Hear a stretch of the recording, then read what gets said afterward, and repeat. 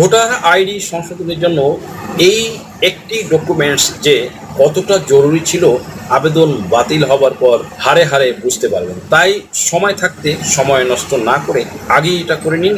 এই একটি ডকুমেন্টসই আপনার সব ডকুমেন্টসকে টেনে আনবে, যেমন কান টানলে মাথা আসে।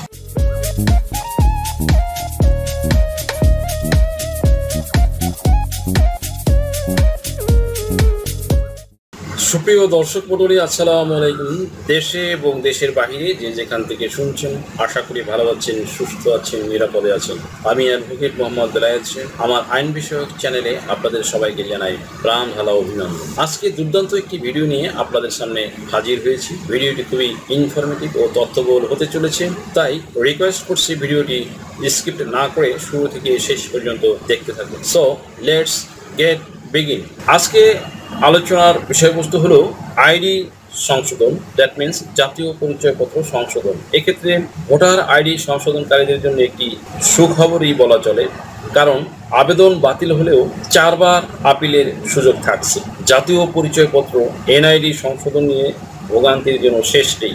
অনেকের আবেদন মাঠ পর্যায়ে পড়ে থাকে বছরের পর বছর, আর এ অবস্থায় অনেকেই আশ্রয় নেয় দ্বিতীয়বার ভোটার হওয়ার মতো দণ্ডনীয় কর্মকাণ্ডে। সুপ্রিয় দর্শক মণ্ডলী, এই পরিস্থিতি থেকে উত্তরণের জন্য কারো আবেদন বাতিল হলে 4 বার আপিল করার সুযোগ সৃষ্টি করছে নির্বাচন কমিশন ইসি। মূল আলোচনায় যাবার আগে প্রথমেই সর্বসাধারণের জ্ঞাতার্থে একটি দিক নির্দেশনা দিয়ে শুরু করতে যাচ্ছে।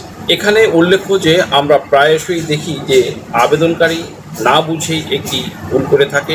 আমি জাতীয় পরিচয়পত্র সংশোধন করার বিষয় নিয়ে কিছু কন্টেন্ট সাধারণের সুবিধার্থে নীতিগত দায়িত্ববোধ থেকে ও আইনজীবী হওয়ার বদৌলতে আমার চ্যানেলে আপলোড করে থাকি। তাতে সাধারণের এটা নিয়ে যে পরিমাণ সমস্যা রয়েছে, তাতে করে আমার মনে হয়েছে যে এটাকে জাতীয় সমস্যা হিসেবে আখ্যায়িত করা যায় নিঃসন্দেহে। এত পরিমাণ সমস্যা রয়েছে এই জিনিসটি নিয়ে, তা একেবারে বলা যায় কল্পনার অতীত। সুপ্রিয় দর্শক মণ্ডলী, এই ক্ষেত্রে আবার তাদেরও একটি সমস্যা রয়েছে। তারা যে ভুলটি সর্বাগ্রে করে থাকে তা হলো আবেদনের সময় বা তারা যখন অনলাইনে জাতীয় পরিচয়পত্রটি সংশোধন করার জন্য অ্যাপ্লাই করে থাকে, তখন তারা প্রয়োজনীয় ডকুমেন্টস বা কাগজপত্র সংযুক্ত করে না, বা এগুলো স্ক্যান করে আবেদনের সাথে দিয়ে আবেদনটি যথাযথভাবে অ্যাকুরেটলি করেন না। এখানেই তারা মস্ত বড় এবং প্রথম ধাপের ভুলটি করে, এবং আমার দেখা এবং জানা বাস্তব অভিজ্ঞতার আলোকে আমি বলবো যে প্রথম ভুলটি তারা এখানেই করে থাকে যে তারা পর্যাপ্ত ডকুমেন্টস বা কাগজপত্র অ্যাড করে আবেদনটি করেন না। তারা যেন তেনভাবে কোনো রকম চিন্তা ভাবনা না করেই আবেদনটি করে দেন। লাইক ধরেন যে বয়স সংশোধন বা নিজ নাম সংশোধন বা পিতামাতার নাম সংশোধন করবেন, এখন তিনি একটি জন্ম নিবন্ধন আর ভোটার আইডি দিয়েই আবেদন করে দেন। নিজের মোবাইল নম্বরটিও সেখানে দিয়ে দেন না, এটা তারা প্রয়োজনও মনে করেন না। তারা দোকানের মোবাইল নাম্বার দিয়ে আবেদন করেন। তখন ইসি অফিস থেকে মেসেজ আসে দোকানের কাছে। আপনি হয়তো তখন জানলেনই না যে নির্বাচন অফিসে যোগাযোগ করার জন্য আপনার কাছে মেসেজ এসেছিল। তারা তারিখও দিয়ে দিয়েছিল কোন তারিখে নির্বাচন অফিসে হিয়ারিংয়ের জন্য যেতে হতো আপনাকে। আপনি এখানেও একটা ভুল করলেন, আবার দোকানির কাছ থেকে পাসওয়ার্ডও নিলেন না বা আবেদন করার পর ফর্মটিও সংগ্রহ করলেন না, সেখানে আরেকটি আপনারা ভুল করলেন। এতগুলো একটি ব্যাপার। আবার ধরুন যে নিজের নম্বর দিয়েই আবেদন না হয় করলেনই, সহজেই করে দিলেন যেন তেনভাবে, বাট কিছুদিন পর দেখা গেল নির্বাচন অফিস থেকে আপনার নিকট মেসেজ দিল, আপনাকে তারা সেখানে সংযুক্ত করতে বলেছেন, দ্যাট মিনস অ্যাটাচ করে দিতে বলেছেন। লাইক ধরুন যেমন 1 নম্বরে আপনার প্রথম শ্রেণীর ম্যাজিস্ট্রেট কর্তৃক হলফনামা বা কোর্ট অ্যাফিডেভিট, যেটা একজন আইনজীবীকে দিয়ে করাতে হয়। 2 নম্বরে সার্টিফিকেট বা শিক্ষার সনদ দিতে বললো।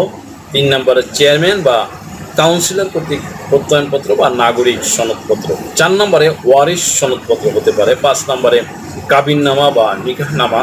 তাহলে আপনি যখন টাকা পয়সা এবং সময় অপচয় করে আবেদনটি করলেনই, তাহলে এসব কিছু আগেই সংগ্রহ করে আবেদন করলেন না কেন? প্রশ্ন হলো এখানে, আবেদন করে অনেক দিন অপেক্ষার পর এমন মেসেজ আসে, তাহলে তো আপনার যেই লাউ সেই কদুই হলো। আপনাকে পুনরায় আবেদন বা আপিল করতে হলো। তাহলে আপনি যদি আগেই সব সংগ্রহ করে আবেদন করতেন তাহলে তো এতদিনে সংশোধন হয়েই যেত, তাই না? আপনি এখন বললেন যে যাই হোক বা যা হবার তা তো হয়েই গেছে, তাহলে এবার সব কিছু দিয়ে আবেদন করবেন ভাবছেন। বাট দেখা গেল এবারও আপনি একটি ডকুমেন্টস হয়তো দুটি পয়সা খরচের কথা চিন্তা করে, দুটো পয়সা সেভ করার কথা চিন্তা করে, লাইক ধরুন হলফনামাটি বা কোর্ট এফিডেভিটটি তৈরি করে আবেদন করলেন না বা প্রয়োজন মনে করলেন না, অবহেলা করলেন। তাহলে কি হলো? আবারও আপনার আবেদনটি বাতিল হলো, আর আপনি বুঝতেই পারলেন না যে কি কারণে বাতিল হলো। এভাবে হয়তো আপনি বারবার আবেদন করতেই পারবেন, কিন্তু কাজের কাজ আপনার কিছুই হবে না। ভোটার আইডি সংশোধনের জন্য এই একটি ডকুমেন্টস যে কতটা জরুরি ছিল আবেদন বাতিল হবার পর হারে হারে বুঝতে পারবেন। তাই সময় থাকতে সময় নষ্ট না করে আগেই এটা করে নিন। এই একটি ডকুমেন্টসই আপনার সব ডকুমেন্টসকে টেনে আনবে, যেমন কান টানলে মাথা আসে। আপনার কি নাম ও বয়স সংশোধনের জন্য হলফনামা প্রয়োজন? এনআইডি সার্টিফিকেট, পাসপোর্ট, জন্ম নিবন্ধন, দলিলের ভুল সংশোধনের হলফনামা, ধর্ম পরিবর্তনের জন্য হলফনামা, তালাক প্রত্যাহারের জন্য হলফনামা, যৌথ বিবাহের হলফনামা, রেজিস্ট্রি সহ কোর্ট ম্যারেজ। এছাড়া অন্য সকল ধরনের হলফনামা কিংবা এফিডেভিট নিতে আজই ডায়াল করুন 01724583880 নাম্বারে। সুপ্রিয় দর্শক মন্ডলী, যাই হোক মূল আলোচনায় যাওয়া যাক। ইসি কর্মকর্তারা জানিয়েছেন নাগরিকদের ভোগান্তি দূর করতে এবং দ্বিতীয়বার ভোটার হওয়ার অপচেষ্টা রোধ করার লক্ষ্যে এনআইডি সংশোধনের জন্য একটি নীতিমালা করার উদ্যোগ নেওয়া হয়েছে। এক্ষেত্রে কারো আবেদন বাতিল হলে তিনি সেই বাতিল আদেশের বিপক্ষে আরও 4 বার আপিলের সুযোগ পাবেন। এছাড়া আবেদন যাতে কারো টেবিলে বছরের পর বছর পড়ে না থাকে, পেন্ডিংয়ে না থাকে, সেজন্য একটি নির্দিষ্ট সময় বেঁধে দেওয়া হবে। এতে কারো আবেদন সংশোধনযোগ্য হোক বা না হোক তা নিষ্পত্তি করে নির্দিষ্ট সময়ের মধ্যেই আবেদনকারীকে জানিয়ে দেওয়া হবে। এখন আপনারা জানেন যে ছাত্র আন্দোলনের পরে যে নতুন অন্তর্বর্তীকালীন সরকার এসেছে, এখন আপনাদের জন্য একটি বিশাল সুযোগ এসেছে এই ভোটার আইডি কার্ড সংশোধনের জন্য। যেগুলো পেন্ডিং রয়েছে সেগুলো সেটে দেওয়ার প্রক্রিয়া চলছে। সুপ্রিয় দর্শক মণ্ডলী, নীতিমালার উপর আলোচনার জন্য ইতিপূর্বে একটি বৈঠকও ডাকা হয়েছিল ইসির পক্ষ থেকে। এক্ষেত্রে খসড়া নীতিমালার উপর এবং মাঠ পর্যায় থেকে আসার কর্মকর্তাদের সুপারিশের উপর আলোচনা করবেন নির্বাচন কমিশন ও তার ঊর্ধ্বতন কর্মকর্তা। খসড়া নীতিমালায় উল্লেখ করা হয়েছে, উপজেলা নির্বাচন কর্মকর্তার কাছে কোনো আবেদন বাতিল হয়েছে গেলে সিনিয়র জেলা বা জেলা নির্বাচন কর্মকর্তার কাছে আপিল করতে হবে।